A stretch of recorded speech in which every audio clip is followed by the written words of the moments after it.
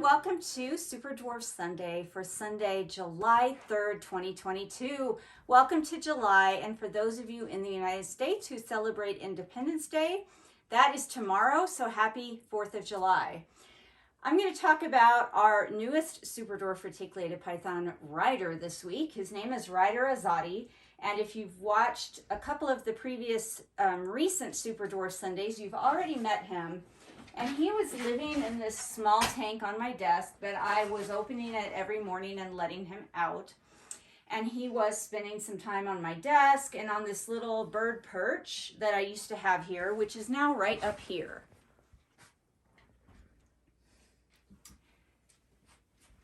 And I was putting him away every morning when I would go to bed at 4 or 5 a.m. and that was working out fine. However, I moved the bird perch and I put this tree here. It was in one of our other exercise spaces and it wasn't getting utilized a lot there. And I thought, well, it'll fit on this half of my desk. I wonder if Ryder and some of the snakes in this room would enjoy using it. I am not joking. Within 15 minutes of putting this tree here, Ryder came out of his tank and started climbing around the tree. And basically there's been no going back. For the first couple of weeks the tree was here, he was coming out first thing in the morning when I would wake up. And when I say first thing in the morning, that's about 11 a.m. when I wake up. He was already at the lid pushing and trying to get out. And then as soon as I would open it, I wouldn't even have the lid completely off and he would be darting up into the tree. And he would spend all day and all night in this tree and using the different levels. And then when I would go to bed at 4 or 5 a.m., I would pick him up and put him away. And he started fighting me more and more when I was putting him away. So on June 19th, I went to put him away in the morning, actually, because we were going to celebrate Father's Day with my parents. And he just threw a fit. He just wouldn't go back in his enclosure. I was trying to put the lid on and he kept darting out. And our pet sitter said, fine, just leave him out. She would check on him. She would watch him. I took Ryder down and had her hold him and introduced him to her. And she said she would keep an eye on him.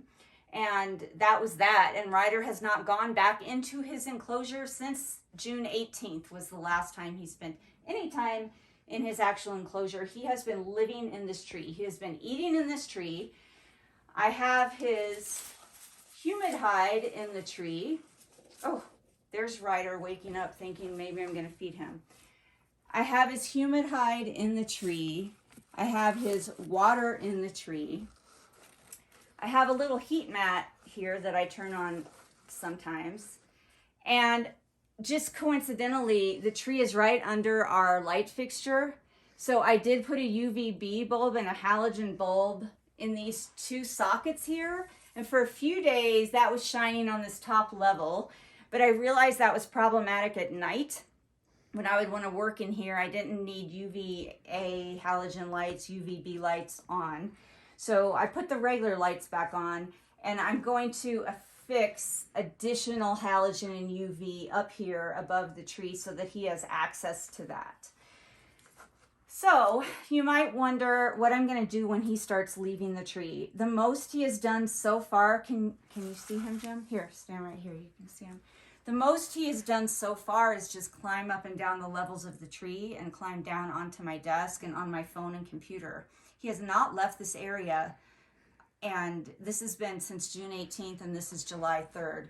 I was also concerned he might get up in the ceiling fan. That has not happened. Okay, so to answer the question, what am I going to do when Ryder decides that the tree's not big enough or that he's braver and he wants to leave the tree?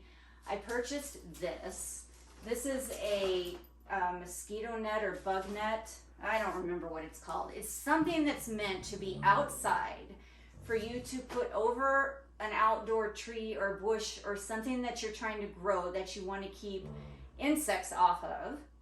And it's mesh on all sides, and it still lets sunlight through, and it's completely enclosed, and it has this zipper so you can open it up And the base of it is 28 by 28 inches, and the base of that tree is 24 by 24 inches. So that whole tree base will fit into this tent.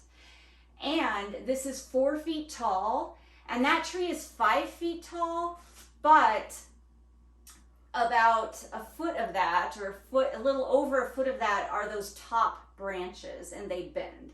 So all of the levels of that tree and all of the branches will fit into this, and Ryder will still be able to utilize the entire thing, and he can get up in the top into the bushy, leafy portion, and the lights that I am installing above it will still make it through this mesh, so he will still have access to his UVB and all that.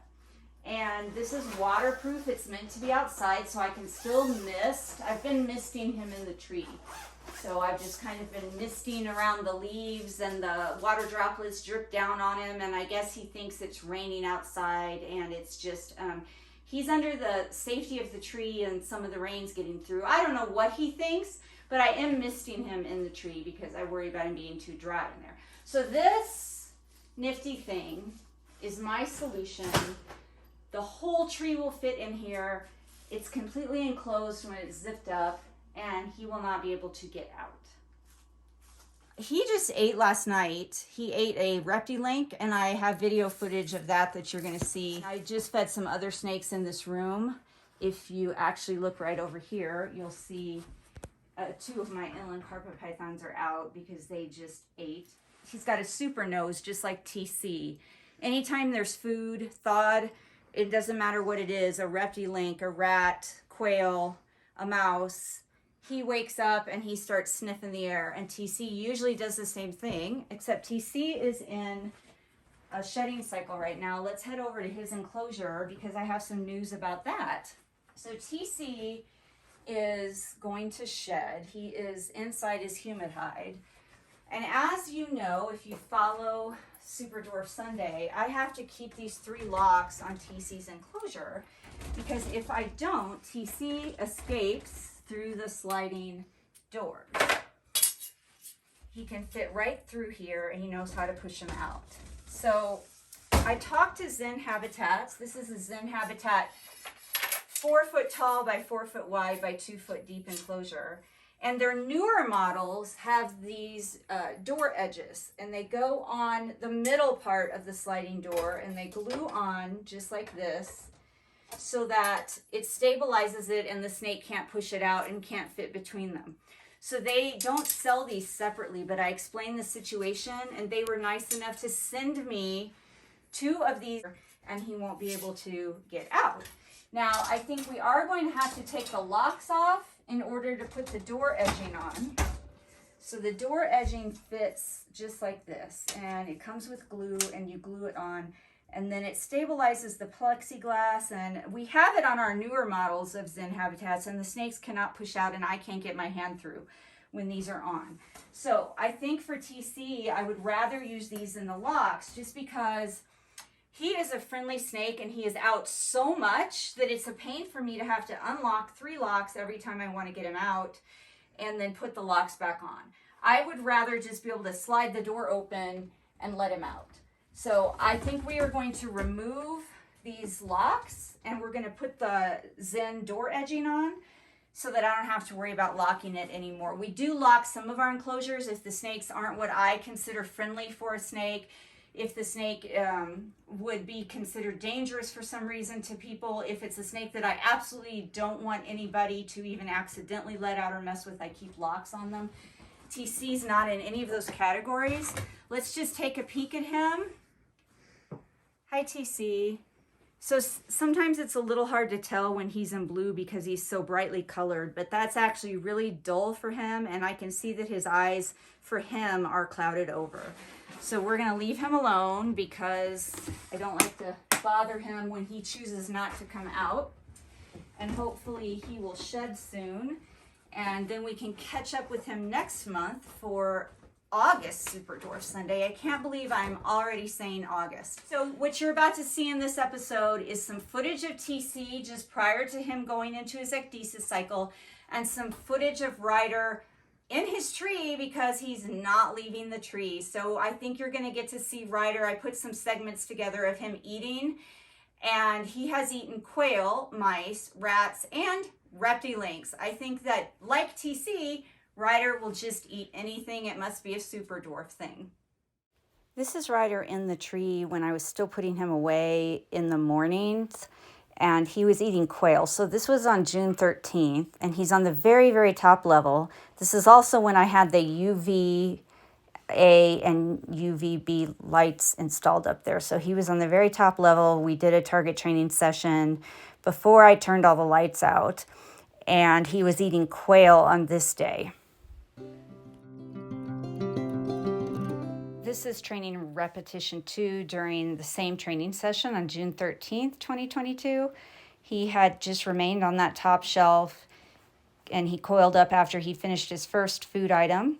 I did repetition number 2, and he responded just fine. He's very good at the simple target training that he knows so far. Okay, now we're going to switch gears and transition over to TC. This is how TC comes out of his enclosure. I know when I was talking to you in the beginning of this video, I mentioned something about taking TC out of his enclosure and how it would be easier to do if I didn't have the locks on and I could just slide the door open. I actually don't take TC out of his enclosure. TC comes out of his enclosure on his own. I don't think I've ever taken TC out of his enclosure other than to lift him out in his humid hide when I'm checking on him during his ecdysis cycle. What happens is TC wakes up and he comes to his enclosure door and he starts rubbing on it and pushing on the door edges, and I just open it and let him out. So he just comes out on his own, as you see here, and sometimes he goes in and out a little bit. Sometimes he climbs over onto the scale. Sometimes he climbs over onto the dog kennel that's adjacent to his enclosure. But eventually he does leave the area. He used to sit in this scale quite a bit, but now he has taken to leaving the area and going into the other room.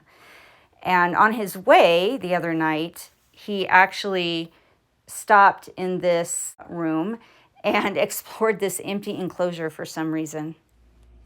TC will just climb in anything. This is an 18 by 18 by 24 Exoterra that I cleaned out and debated about selling, but it has a really nice focus cube habitat top on it, and I think I'm going to put a baby snake in here, and it's clean and it's ready for me to furnish for, I think, a baby royal, this baby royal that I think is confident enough to move out of this quarantine tub and into this. However, TC in his nightly explorations is, I don't know what he's doing. He's investigating it, even though it's way too small for him. He left this very nice activity stand to climb in that enclosure. Okay. That was just a pit stop for TC. He's actually been making his way into the kitchen, and he sits on the sink in actually the exact same spot that Ronan used to sit in. Now we're back with Ryder in his tree. This is actually at night, in the middle of the night. I'm doing a target training session with him on June 20th, 2022. And he had eaten 2 quail for his last couple of meals before this. So this time he's getting a rat fuzzy. And oftentimes I'm not sure where his head is because it's difficult for me to see through these leaves. So I just kind of wave the target around until he responds to it. He's obviously not afraid of it. He obviously does respond to it. And then we can both focus. And I am just at this point having him move in the direction of the target and then reinforcing him for that. He does a great job, thanks to Aiden doing some preliminary target training with him at Reach Out Reptiles before he got here.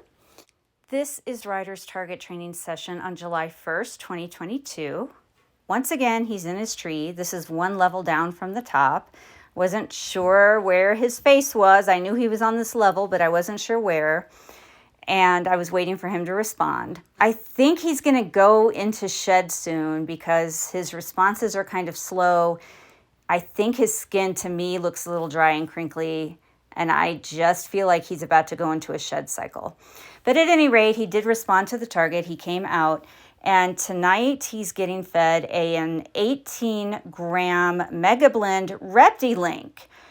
This is the first time that I have fed him a Reptilink this big, and it was really interesting to watch him eat that. It looked huge in his mouth, but he has eaten 20-gram mice, and he eats rat fuzzies, and sometimes he eats 2 day-old quail at once. So I knew that an 18-gram Reptilink should be okay for him, but it looked ginormous in his mouth, and as he was trying to eat it, I thought it was super interesting to watch him eat this, but he got it down, and I just have footage here of him eating this Reptilink as he's hanging down from his tree.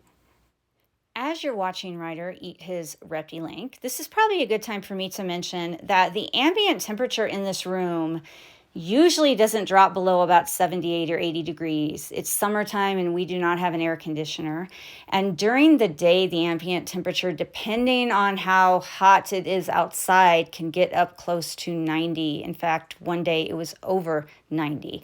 And that heat mat that you saw sitting on that level with him in prior footage, I only plug that in and leave it on when I am present, when I'm physically here and I'm keeping an eye on him. And at night, I turn off any electronics around the tree. I turn off the lights. So he doesn't have any artificial heat or light at night. He just has the ambient room heat. Now, in the winter, obviously, we will do something different, but that isn't an issue right now. And I did want to mention that for safety reasons, I don't leave anything plugged in that could catch fire to this tree if I am not physically here.